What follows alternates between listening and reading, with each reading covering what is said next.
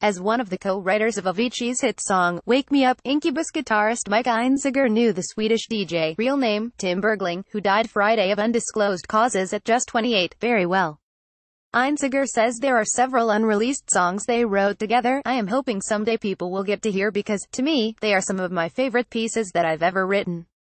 Einziger, pictured left above in 2013 with Avicii and Chic co-founder Nile Rodgers, spoke with Variety over the weekend and emotionally recalled his friendship with Berglinger and their work together. I met Tim in 2012. We had friends in common, specifically, Avicii's A. I was aware of who Tim was but I wasn't very familiar with his work. I knew levels, and I knew that he was this really young kid who produced this amazing song that was really pervasive in pop culture. I wasn't looking to write EDM music or anything like that, but when I heard Tim wanted to meet up to talk about music, I thought it'd be a great opportunity for me to widen what I was working on. I thought it would be interesting to see where his head was at. When we got together for the very first time, we didn't make any music, we just talked for a few hours. And it was really obvious we should write together. Tim was telling me he wanted to make music in a much more organic way and he really wanted to utilize live instrumentation. He wanted to use his folk influences as a point of reference. He listened to really good music. We made a plan that he would come over to my house and we would just spend an evening writing, so he did, and that was when Wake Me Up happened. It only took a few hours. It was like this splash of magic that is pretty unbelievable now, especially looking back on it. The first time we ever sat down to write music together, Wake Me Up happened. I remember Tim sent me a rough mix of the song at like 3 o'clock in the morning. He'd continued working and editing and making little changes, and I played the song loud in my house. It felt really special. From that point on it was a groundswell. I played guitar and helped him on a bunch of the other songs on that album, like Hey, Brother, and Addicted to You. We got to know each other more through that process and then we wrote several other songs together during that time. I am hoping someday people will get to them because, to me, they are some of my favorite pieces that I've ever written. As time went on, more and more people started connecting with the song. It became this thing that not only connected with people around me, it connected with kids, grandparents, and their children. I can't tell you how many people have told me that their children grew up listening to Wake Me Up, whole families. To me, that's the most gratifying thing in the world, to bring joy in people's houses like that. I never would have seen that if it weren't for Tim, and I feel really fortunate and lucky to have worked with him.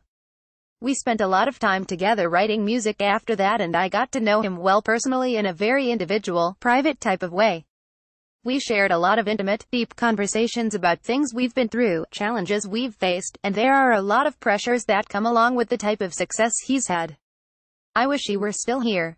The thing that I remember most about him is his childlike curiosity when it comes to music.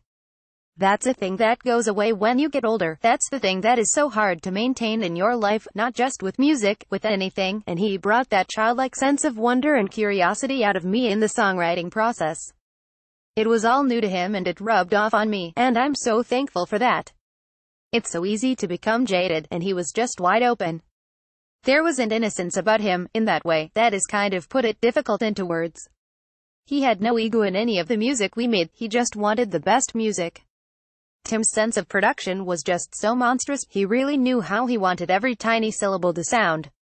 His level of commitment, it didn't matter how long it took, he would sit there and record a work so many times. I would be so tired, I would go home and he was still hung up on one syllable. The last time I saw him was 2 or 3 months ago. Incubus just finished a tour in Asia and Australia and South Africa, and right before we left I was in the studio with Tim and the British singer, Emile Sandé. He seemed happy and he was glad to be back in the studio. We were working on a couple of new songs. He just seemed like he was in a good place. He was excited about music. I wish I could have been there to help him. He was such a sweet person and had such a long life ahead of him. Maybe I didn't appreciate this as much as I should have when he was alive, but he really changed my life in a pretty profound way, as a collaborator, as a creative partner. Some of the work we did together is some of the music I'm most proud of in my whole life. We went through a creative period together that was really exciting and fun. When stuff like that happens, it's just like magic and really rare. To have shared that with him and just to see and be able to feel how vibrant he was as a human being and also as an artist, he had such a strong creative vision. He was so committed to every single piece he worked on. And it was really a privilege to be around that and share that with somebody so vibrant.